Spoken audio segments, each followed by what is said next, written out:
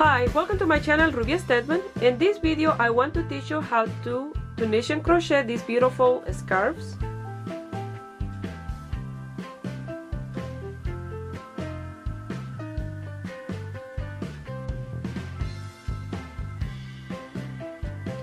They are very easy to do. I hope you guys like it and give it a try, and here is the list of material you're gonna need to make them. To do this Tunisian crochet scarf or mini scarf, this is the yarn I'm going to use. Is Barcelona from Loops and Thread, 200 grams, 300 meters, bulky 5, 100% acrylic, and the color is hazel. You're going to need a crochet hook of 7mm, a Tunisian hook of 7mm, 2 buttons and needles and thread to sew them, and tapestry needle and scissor.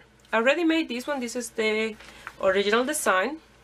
I did this one to figure out how I'm gonna do it, and I made this one, and my daughter loved this one, but she wanted a different color because this is gonna be a present for somebody else, and then she picked this one and said, well, I have to make one for my video, so that's perfect.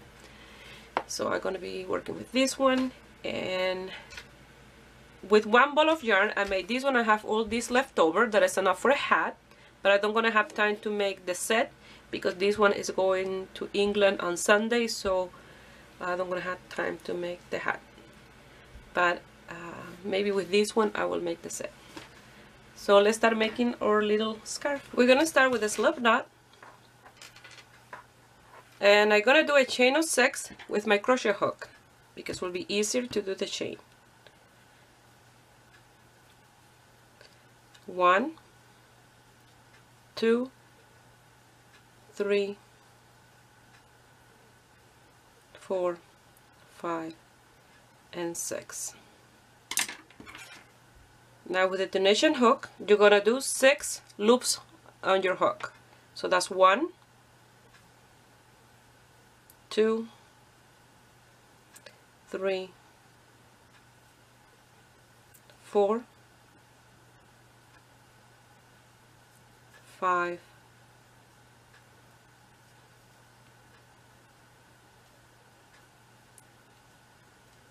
6. Now you're gonna yarn over and pass through 1, and then through 2, 2, 2, 2, and 2. So now we're going to do an increase, and all this increase we're going to do it at the beginning of that other row, and will be 1 row without increase, 1 row with increase, 1 without, 1 with increase. So now you're going to go to this little strand of yarn here, so that strand, you're going to pass your hook, and you're going to pass through that strand and before this one. And you have 2 loops coming out of the same space, and then you go to the next one and do 1, so that's 3, 4, make sure you do them nice and loose, that way these don't roll, 5,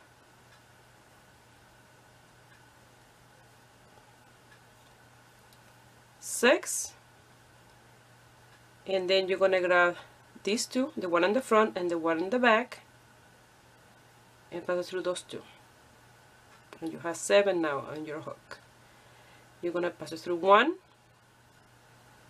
2, 2, 2, 2, 2, and the last 2. Now you're going to do a row without increase, so you have 1 in here, and you go to the next one, and you're going to do 2, 3, 4, 5, 6, and 7. You have now 7 again. You pass it through 1, and then 2, 2, 2, 2, 2, and 2. Now you're going to do again another increase. So you have one in here, and in the same space here in that strand you're going to pass your hook, and in between that one and the one that was in your hook you're going to have the other one. So you have 2 now. You go to the next one, 3, 4, 5, 6,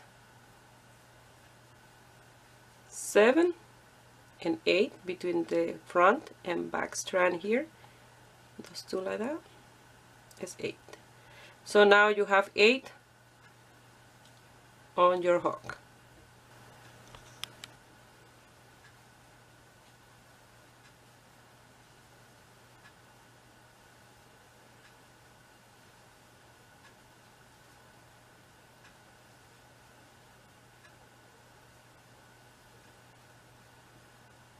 So now we're going to do the row without increase. We have 2, 3,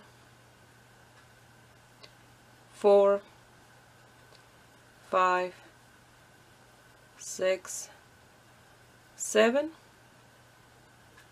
and number 8 in the border. So those 2 strands in the border. You pass it through 1, 2, 2, 2, 2, 2, 2, and 2. Now we're going to do an increase. So you come to this one here, you see in the border you have that one. That's where you're going to pass it through. And between this one and that one, you're going to pull the increase. So you go to the next one, you have 3, 4, 5, 6, 7, 8, and 9. So I pass it through 1, and what I move is the hook like this. It is much easier to work the Tunisian doing that motion to the hook.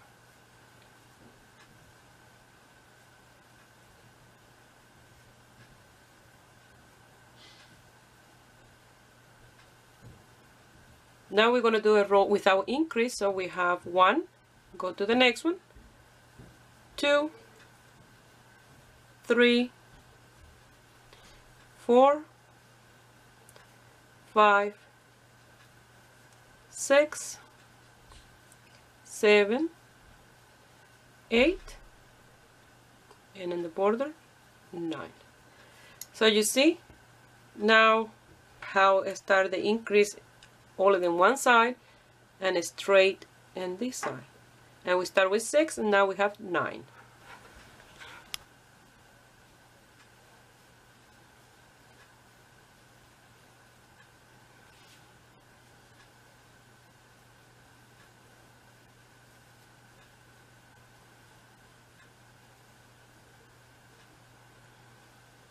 Now we're going to do another increase. So in this one here, and the first one, that strand, you're going to pass it through between those 2. You have 2, 3, 4, 5, 6, 7, 8,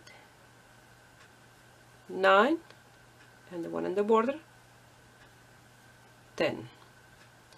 So pass it through 1, 2, 2, 2, 2, 2, 2, 2, 2, and 2. Now we're going to do a row without increase. So you have 1, go to the next. You have 2, 3, 4, 5, 6, 7, 8, 9, and the border 10. And you see, now you can see the increases. We start with 6, we have 10, so we have done 4 increases.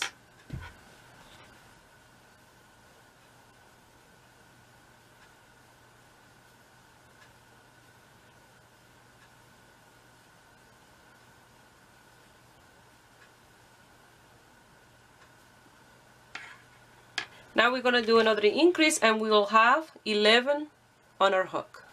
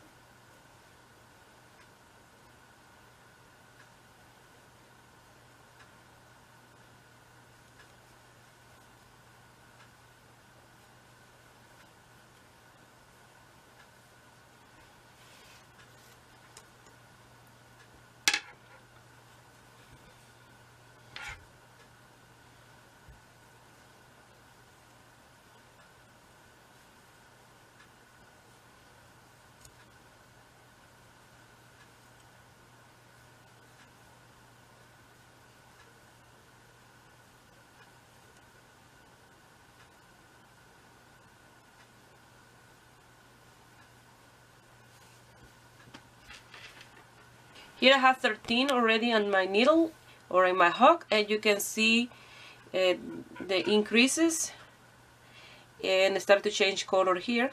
It's not a lot of different, but this one's a little bit lighter than this. So that's the repetition you're gonna do of those two rows. One row with increase, one without increase. And for the increase is in the strand in here, you see? That strand is the increase. You have to continue your increases in here until you have 42 loops on your hook. Recommend before I continue is if you are working Tunisian crochet and you have to stop working to do something else, or to go to sleep, or to leave your work for days without touching it, I recommend to leave all your loops on your hook. Okay, that way your work don't get a little bit twisted or anything. It will stay nice and straight like that. Okay, this is what I've done so far. I already have 20 stitches on my hook. So the color is gorgeous. And this is the 42 in here. This is the row of increase. After that row of increase, I will do the next row of just the stitches without increase. And when I finish that row, and then I will show you how you're gonna finish this part in here and how to do the salmon knot stitch.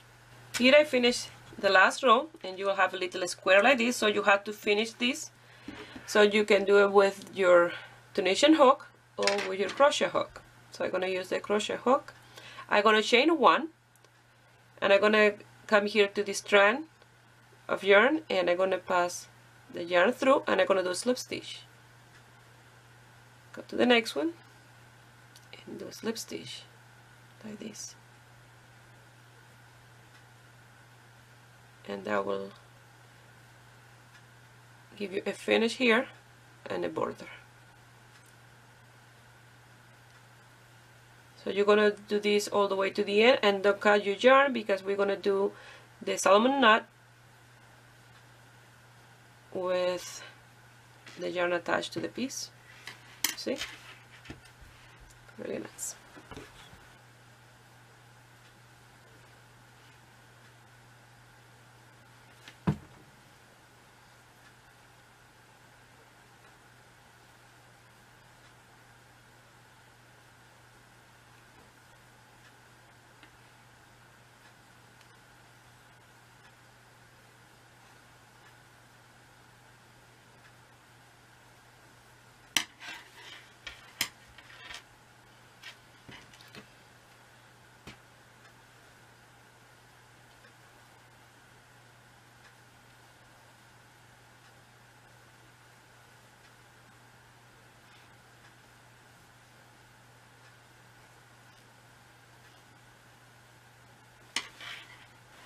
I finished here. Now I'm gonna measure for you, and it measures from one end to the other one exactly 75 centimeters long. Now in here, at the end, when you finish with the last slip stitch, you're gonna chain one, and in the same space you're gonna do a single crochet. Now you're gonna elongate that loop, and you're gonna do a single crochet, but you're gonna hold this strand in the back here, and in that strand you're gonna do a single crochet. And again, you're gonna do the same repetition and try to make the loops at the same length.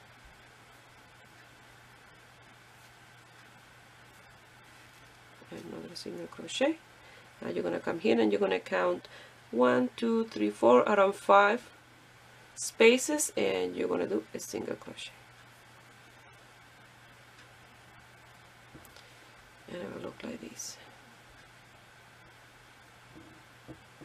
Again, you go along to elongate that loop, and for me it's easy to guide myself by my thumb. You see, in between the single crochet and the hook, I have the width of my thumb, and then I grab here this one, do the single crochet again,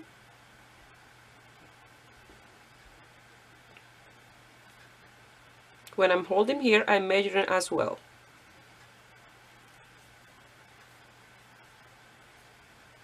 And then again you're gonna count 1, 2, 3, 4, and around 5 you're gonna do your single crochet. And like that you're gonna work all the way around your piece. I will show you one more time. You elongate that loop, and when you grab here, you see you will have your thumb in here holding this one, but at the same time measuring the width or the length of your loop. Single crochet again, it's a bit longer,